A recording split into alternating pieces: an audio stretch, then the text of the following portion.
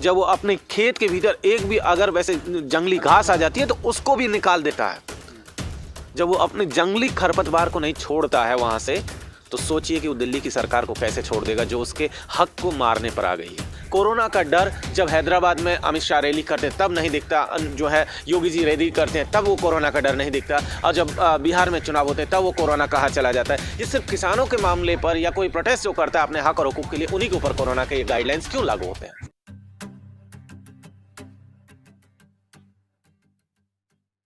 कि किसान अगले 6 महीने की तैयारी के साथ आया हुआ है। इतिहास को पलट करके देखोगे तो पता चलेगा कि पहले भी लगभग साल और 1.5 साल और 2 साल के लिए किसानों ने खेती जो है करना बंद कर दिया था, अपनी जमीनों के एकदम अपनी जमीनों को बंजर छोड़ दिया था। अगर सोच लीजिए, एकदम समझ लीजिए, अगर एक टर्म के लिए भी उन्होंने खेती बंद कर दी तो किसान बच जाएगा, लेकिन इस सरकार कहीं नहीं बचने वाली है। तो सरकार को तो बैकफुट पर आना पड़ेगा, एकदम गिरेगी। ये दबाव सह नहीं पाएंगे किसान का, क्योंकि किसान वो कौम है जो सुबह से लेकर के शाम तक और देर रात से लेकर के अगली सुबह तक खेत में 24 घंटे बिना किसी प्रोटेक्शन के खड़ा रहता है। सर्दी गर्मी बारिश हर एक चीज में खड़ा रहता है और वो टस से मस नहीं होने देता। एक पोस्टर हम लोगों ने देखा था, एक फ्लैक्स हम लोगों ने देखा था, जो कि ये इधर दिल्ली और यूपी के बॉर्डर पर लगा हुआ था, जहां पुलिस का एक बैनर लगा हुआ था जिसमें कहा गया था कि धारा 144 लागू है। वहीं किसानों ने कहा कि यहाँ पर किसानों की धारा 288 लागू है। इसका मतलब है कि किसान जो है ये वो लोग नहीं है जिनको कि आप डरा देंगे किसी नाम पर, आप इनको भीतर कोई पाकिस्तान का एलिमेंट डाल सकते हैं या खालिस्तान के नाम। ये वो लोग डरने वाले लोग हैं नहीं। ये वो लोग हैं जो सरकारों की नींव पहले भी हिला चुके हैं।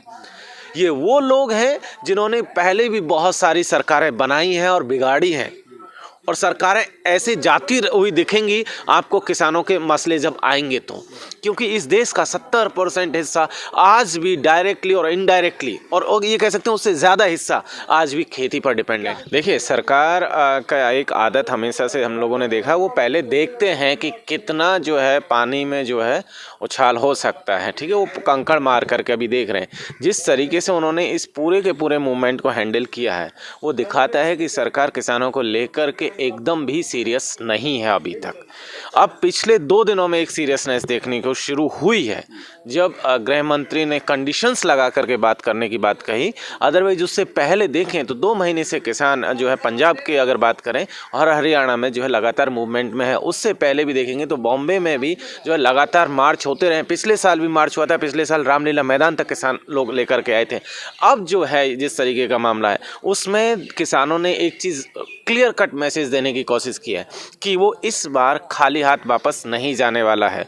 वो पूरी तैयारी के साथ आया है, और वो सिर्फ इतनी मांग नहीं कर रहा है कि उसको जो एमएसपी मिल जाए या 3 जो बिल हैं ये वापस हो जाए। वो इससे ज़्यादा लेकर के मांगने के लिए यहाँ पर पहुँचा है। बिल्कुल घबराई हुई है। देखिए, किसानों से पहले आप देखिए सीए एनआरसी पर जिस तरीके का माइनॉरिटीज़ ने अपना मूवमेंट असर्शन दर्ज कराया, जिस तरीके का लैंड को लेकर के एक्विजिशन को लेकर मामला चल रहा था, उस पर जिस तरीके का प्रतिरोध आना शुरू हुआ, और उससे पहले तमाम मामलों पे देख लीजिए सरकार को बैकफुट पर धकेला गया है।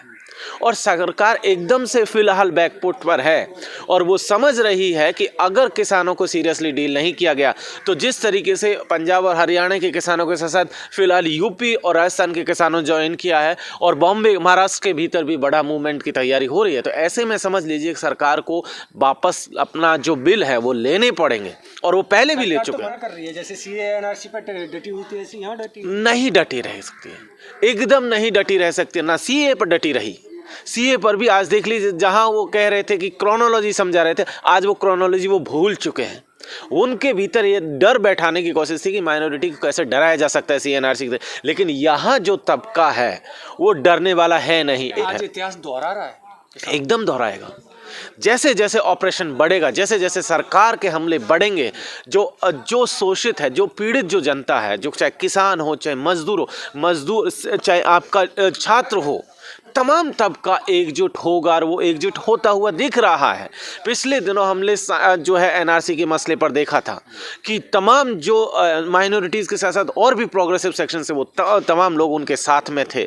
स्टूडेंट्स को देख लीजिए, टीचर्स को देख लीजिए, यहाँ पर भी आपको देखने को मिलेगा किसानों के साथ साथ बाकी के तबके भी आ रहे हैं और वो किसान भी आ रहे हैं जिनके यहाँ पर मंडियाँ नहीं है या जहाँ पर कि ये सिस्टम जो है ख़त्म किया जा चुका है। पहले बिहार में भी देख लीजिए तो वहाँ से भी लगातार विरोध की आवाज़ें उठना शुरू हो गई हैं। लेकिन सरकार तो कुछ सरकार बोल रही है कि ये तो विपक्ष के कुछ लोग, चुनिंदा लोग करवा रहे हैं इससे। देखिए, सरकार ने नोटबंदी के दौरान भी यही बात बोला था कि विपक्ष जो है हवा फैला रहा है, विपक्ष जो है लोगों को बरगला रहा है। जीएसटी के मसले पर भी बोला गया था, सीएनआरसी पर भी यही आरोप जो है विपक्ष पर लगाया गया था। किसानों के मसले में एक चीज़ ये जान लीजिए, आप किसान को क्या समझ रहे हैं।